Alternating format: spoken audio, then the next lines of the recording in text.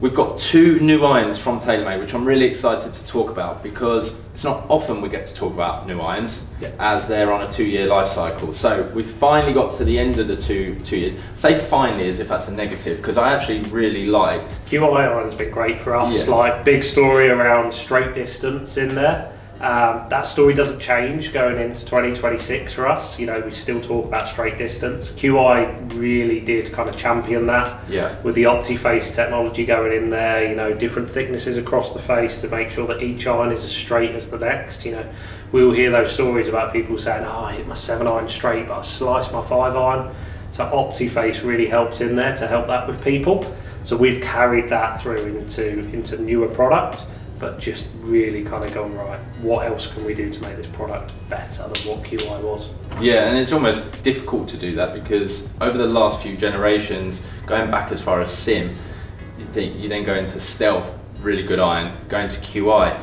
QI, we were talking off camera, actually almost performed better in its second year. Yeah. And it's kind of just shows the importance of making sure these things stick around, because once they get into consumers' hands, they can really start to see the benefits of how they perform. And it's not always, I think sometimes it gets pigeonholed as just pure game improvement, but we've actually seen some lower handicap golfers go into it purely because of that forgiveness level and the performance. So excited about these 2. We've got the Max and the Max HL. Yeah. Talk me through them. So we'll talk about kind of the big tech changes first of what we've done to make this product better than where QI was last year.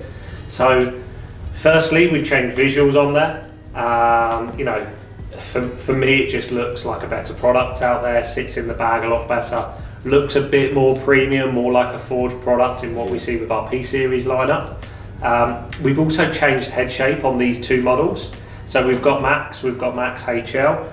HL is a little bit bigger, it's a little bit more offset. So it's just designed for that player. It's also a weaker loft. So, you know, 7 irons now and game improvement irons, you know, you hear stories about them being a bit stronger, but your 7 iron in that is at 31 degrees now, which is a lot closer to being more traditional.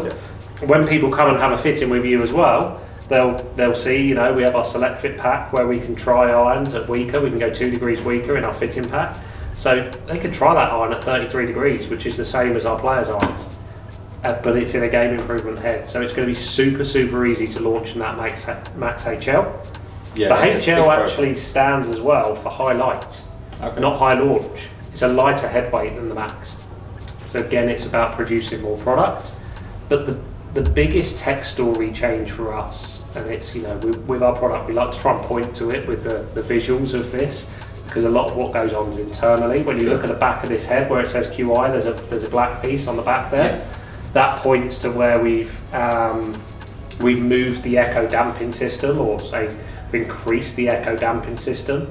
So we could be talking about echo damping systems, sound like jargon to a lot of average golfers, but it's effectively, actually I've got a cutaway head here. If we remove this piece of face, you can see in here, there's a piece of material in there, it's ribbed. It's a softer material. It takes away a lot of the sound. A lot of game improvement irons feedback from some people say they're a bit clicky versus say a forged iron.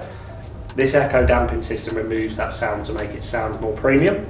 But that's always been in there, but what we've added, and it might seem small, but this bar that goes above it, so we've increased the size of that. It goes up higher into the face now, so that just softens the sound, makes that sound a lot nicer, sounds more like a P series iron that people love and maybe aspire to get into, but need the help and forgiveness of these irons. That's where it's going to sound so good.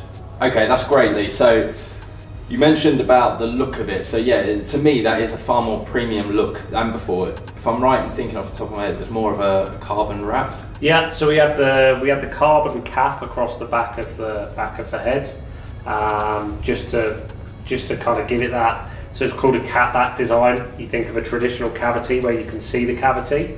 Our irons now are capped off at the back. The way that this design versus the old carbon actually almost makes it look more like a cavity, traditional cavity, even though it is capped off at the back. Okay. So you've talked about it a little bit at the beginning, progressive CG. So this has been something that you introduced. We've had it in some of our different irons over the years. It's in P790, it's in some of our other irons as well, like the 770s and so on. One of the reasons why we put progressive CG locations in there, we want each iron to perform as that iron should perform. So your 9 iron isn't just a weaker version of your 8 iron, and your 8 iron being a weaker version of your 7 iron. Each head is designed specifically to perform as that head should perform. So your 8 iron has to perform as an 8 iron should do. It needs to launch and spin correctly, not just be a high launching version of a 7 iron. And that should help with the gapping. Helps with gapping massively. Okay. Yeah. Remind me of the loft of this one. So it's 31 in high. 31, 28. 28. Okay. Yeah. Again, you know, that is changeable through custom. We can go 2 degrees either way. You can go down to 26 if you want something really, really strong, or you can get back to 30 degrees in that, which is more like P790 loft. And when High Launch first came out into the market, because this name High Launch is, and I know you said the HL isn't necessarily. It's actually High Light, but people think of High Launch, yeah. Yeah, and you see a head type like this, that's immediately where your mind will go. A little bit more offset, bigger head, bigger profile, easier to hit. You want to see that ball go up. A lot of brands have gone stronger loft, put the CG lower, get the ball up quicker. But presumably if you do that with a higher loft, you're going to get it to go too high. Am I right in thinking that? Well, so our view is this iron is designed at somebody that too high is never a problem for them. Okay. You know, people that struggle to get that ball into the air, they want to increase their ball flight dramatically. So we still have like low CG, you know, we've got all the weight down low to get that ball up into the air, as well as then weakening the lofts off. Whereas, you know, in some places they've got, you know, because we've lowered that weight, we can now make loft stronger and stronger and get it going further, which is great. You know, we still do that, but we also see that there's an opportunity here to say, right, well, now that we've got this weight down low, let's keep loads of loft on this thing, just get that ball into the air. There's loads of golfers out there that need to get the ball into the air. And that's exactly why we've done that. But that golfer might also say that they require a bit more distance. Yeah. Is that going to still... Not going to affect distance. Okay. Because for that golfer, height will give them more distance. Okay. And we see that a lot, and we'll see it through fittings, and you'll see it through fittings, that sometimes you can prove to a customer that adding loft will get them to hit it further because it's going to carry further through the air. Okay, so there's the performance covered, fantastic looking clubs. I mean, from a rack appeal, they look fantastic. So I'm excited to see them in the shop.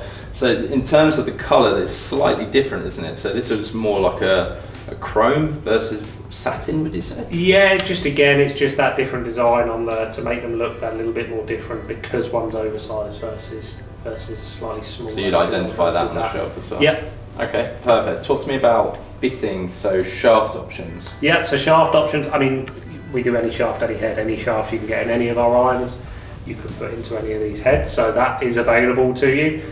But realistically, you're not going to see someone playing a Max HL with a Project X65. They could, but you're probably not going to see that. So if we talk about what goes in the stock, we use KBS shafts. Okay. In terms of a graphite, KBS are actually making our React shafts, whereas in our woods it's made by Mitsubishi Chemical. And then we use KBS Max MT as a stock steel shaft, and then a Max Light in the HL head. Again, talking about that lighter weight to be able to launch that a little bit higher and create a bit more speed. Excellent. Well, I'm excited to see this one perform in stores, and the beauty of it, as always, we've got 2 years to experience that as well. So guys, if you're looking to try out the newest irons on the market from TaylorMade, get yourself booked in at www.afgolfstore.co.uk. As always, a big thank you to TaylorMade. Lee especially always goes above and beyond when learning about the new technologies that go into the products. Make sure you hit subscribe, and we'll see you next time.